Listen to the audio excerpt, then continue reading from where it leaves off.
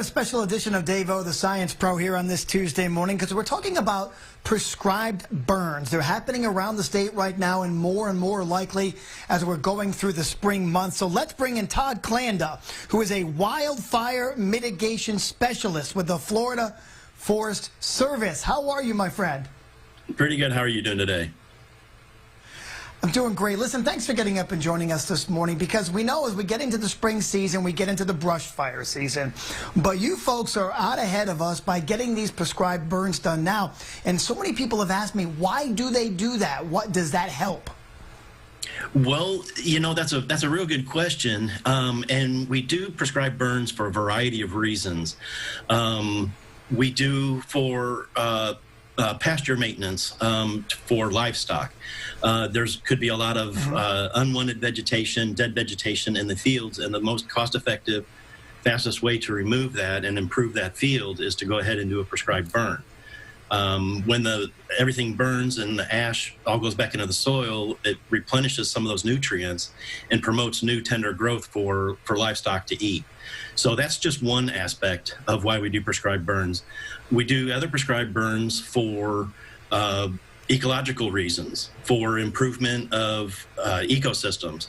The scrub jay likes to have low forest areas that are open so they can reproduce and look for enemies and everything else. So we tend to burn a different way to improve the areas for scrub jays.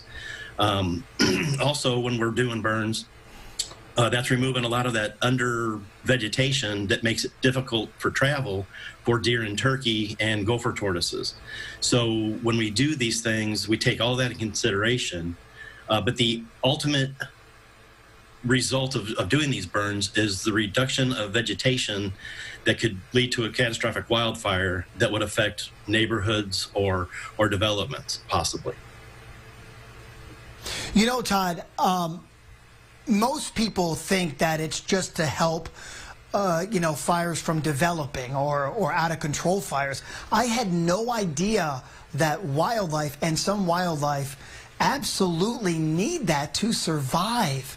I had no clue. So I've learned something this morning. Now, we got about 30 seconds left. Tell me, if you can, how do you decide where the prescribed burn happens? Well, our wildland firefighters, they have schedules, and we try and keep rotations on burns every 3 to 5 years. So we've got them planned out a year in advance, pretty much. But that doesn't mean we can't do anything different. But we just tend to look at where we're going to get the most benefit from the burns. You know, I know we're running out of time, but I got to ask you real quick. How are we doing so far this winter, going into the early spring? Are we drier than normal, wetter than normal? Are you guys, what are you watching? We did have a wetter winter and fall, but things are starting to dry out now. We're starting to get more and more fires. Lakeland District had 3 fires yesterday and 2 the day before. So we're starting to see our fire frequency pick up as those moisture levels drop down. Because as the trees come back out of dormancy, they're sucking up a lot of water. Todd, we appreciate you and your folks staying on top of it. Thank you for keeping us safe and the wildlife safe, and you be safe out there as well. We appreciate you joining us on Good Day this morning. Thanks a lot. Thank you. Thank you very much.